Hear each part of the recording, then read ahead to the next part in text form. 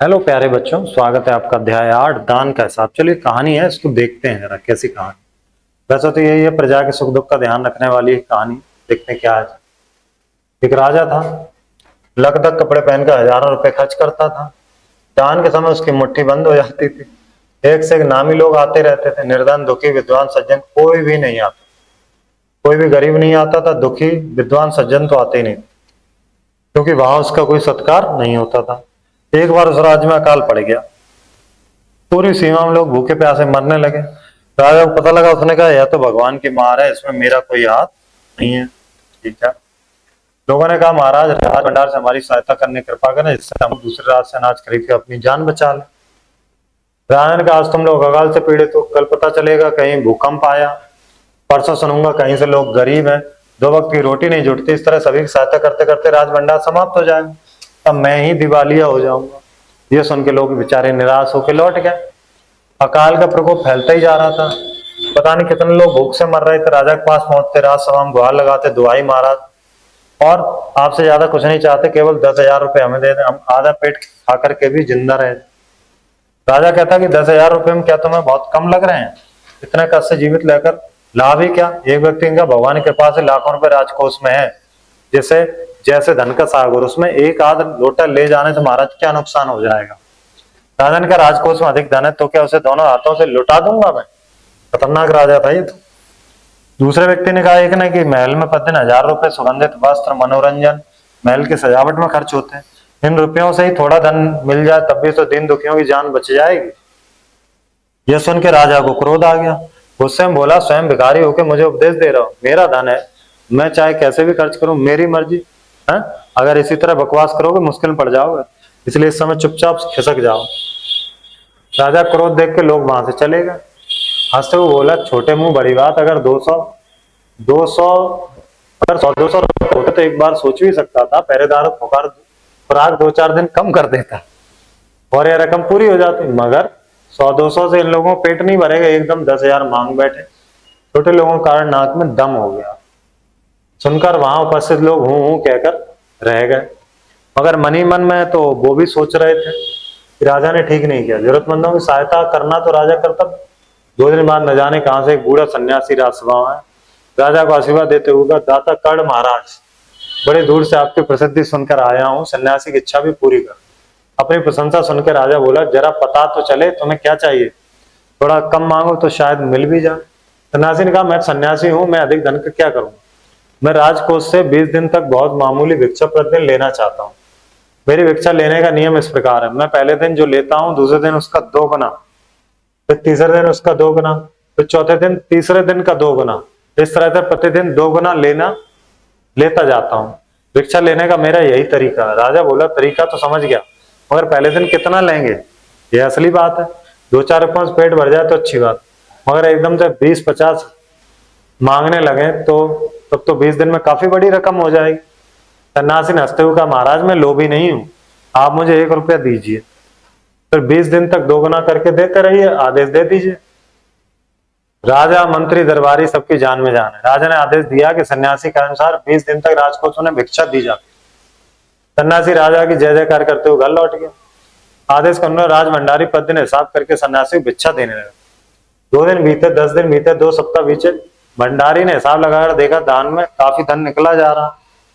यह देखकर उलझन महसूस होने लगी। महाराज तो कभी किसी को इतना दान नहीं देते।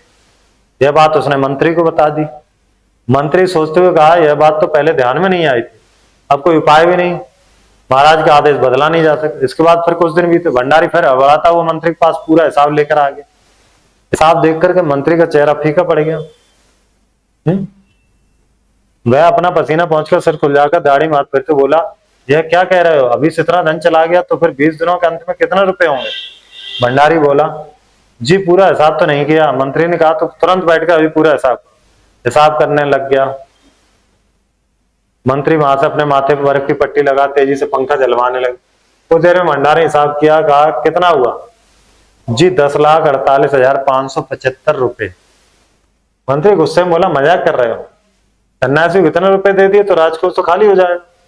बोले, मजाक क्यों करूंगा, आप ही हिसाब देख लो। मंत्री ने ले लिया।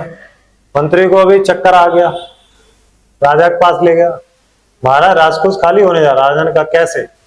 महाराज जिस सन्यासी को भिक्षा का आदेश दिया, पता चला उन्होंने तो राजकोष से करीब 10 लाख रुपए झपटने का उपाय कर लिया। उस समय का इतने रुपए देने का आदेश तो नहीं दिया था, फिर रुपए क्यों दिए जा रहे हैं? भंडारी बोला। मंत्री ने कहा जी आपके आदेश के अनुसार हुआ, आप स्वयं ही दान का हिसाब देख लीजिए। राजा ने उसे एक के बाद एक देखा, बेहोश हो गया। काफी खुश हो, उसमें आने पर सन्यासी को बुलाने दौड़े। सन्यासी के आते ही राजा रोते हुए उसके पैरों में गिर पड़ा, बोला दवाइए सन्यासी महाराज, मुझे इस तरह जान माल से मत मारिए, जैसे भी एक समझौता करके मुझे वचन से मुक्त कर दीजिए। अगर आपको 20 दिन तक भिक्षा दी गई तो राजकोष खाली हो जाएगा, राजकाज कैसे चलेगा? सन्यासी ने गंभीर होकर कहा, इस राज्य में लोग अकाल से मर रहे हैं, मुझे उनके लिए केवल 50,000 रुपए चाहिए। वह रुपए मिलते ही मैं समझूंगा मुझे मेरी पूरी भिक्षा मिल गई। राजन का तुरंत उस दिन एक आदमी ने मुझसे कहा था कि लोगों के लिए 10,000 रुपए ही बहुत होंगे। सन्यासी ने कहा मगर आज मैं कहता हूं कि 50,000 रुपए से एक पैसा कम नहीं लूंगा। राजा गिड़गिड़ाया, सभी गिड़गिड़ाए। सन्यासी अपने वचन पर डटा रहा। आखिरकार लाचार होकर राजा को 50,000 रुपए सन्यासी को देने। पूरे देश में खबर फैल गई। अकाल काल राजकोष से 50,000 रुपए रात के लिए दिए गए। सभी ने कहा हमारे महाराज कड़ जैसे ही दानी है। तो देखिए इस तरह के खतरनाक महाराज थे। अब देखो कैसे हिसाब पहुंचाई। पहले दिन 1 रुपया लिया, बोले अगले दिन डबल तो 2 रुपया, तीसरे दिन 2 का डबल 4 रुपया, फिर चौथे दिन 4 का डबल 8 रुपया, फिर 8 का 16, 32, 64, 128, 256, 11वें दिन 1,024 रुपये हो गए, फिर 2,048, 13वें दिन 4,096, फिर 8,192, 15वें दिन 16,000, फिर 32,000, फिर 65,000, फिर 1,31,000, 19वें दिन 2,62,144 और 20वें दिन 5,24,288। इस तरह से कुल मिला के 10,48,575 रुपए सन्यासी के पास आ गए और बाद में 50,000 और लिए राजा। कहानी से हमें काफी सीख मिली। लगता है मतलब सजीले कपड़े पहनकर, नाम ही बड़ा प्रसिद्ध था। अकाल पता ही, ये सब पढ़ेंगे आप, शब्द अर्थ है, उच्चारण करना आप इसको। राजा ने अकाल को क्या बताया था? भगवान की मार कह रहा था राजा को। लोगों ने राजा से कितने रुपए की मदद मांगी थी?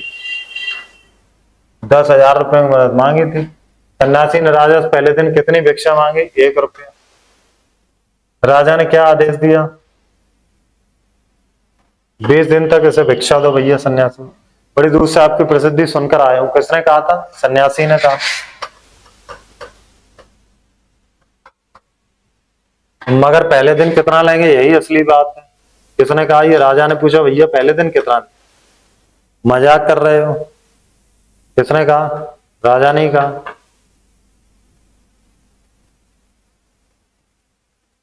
वैसे तो मंत्री ने कहा था। ये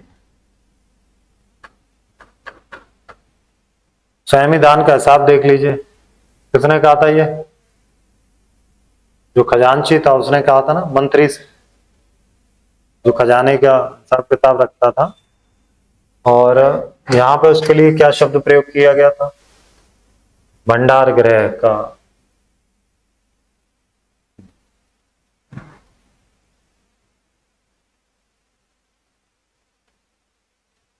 भंडारी, यहां पे क्या लिखेंगे? भंडारी। ठीक है, ओके, बढ़ते हैं आगे। विलोम शब्द लिखिए। सज्जन का दुर्जन, विद्वान का मूर्ख, दुखी का सुखी, निर्धन का धनवान, सन्यासी का गृहस्थ, दाता का देने वाला दाता,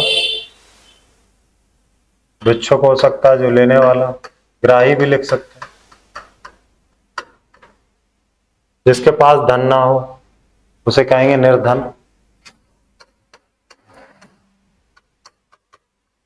जिसे आशा ना हो, जिसे आशा ना हो क्या? निराशा, निराश हो गया। जो पहरा देने वाला पहरेदार, देने वाला दानी, जिसने सन्यास ले लिया हो सन्यासी। ठीक है, अब यहाँ उद्देश्य और विधेय हमें लिखना। वाक्य में जो कर्ता का उद्देश्य है उसे उद्देश्य कहते हैं। कर्ता के विषय में जो कुछ कहा जाता है उसे विधेय कहते हैं। ठीक है, अब देखिए देश में अकाल पड़ गया, देश में पड़ गया ना, तो देश ये उद्देश्य हो गया, देश, राजा उद्देश्य हो गया। देश यहाँ पर उद्देश्य, राजा उद्देश्य, एक बूढ़ा सन्यासी उद्देश्य, मंत्री उद्देश्य, मंत्री का चेहरा उद्देश्य, उसने बाकी ये सब अकाल पड़ गया, क्रोध आ गया, राजसभा में आया, फीका पड़ गया, राजा को आशीर्वाद दिया। जितना रेड से वो सब विधेय में लिखना, जितना ब्लू से वो सब लिखना उद्देश्य। ठीक है, अपनी कक्षा में चर्चा करें भाई प्रजा का सेवा करने का क्या मतलब है। चलिए मिलते हैं अब अगले अध्याय में। धन्यवाद।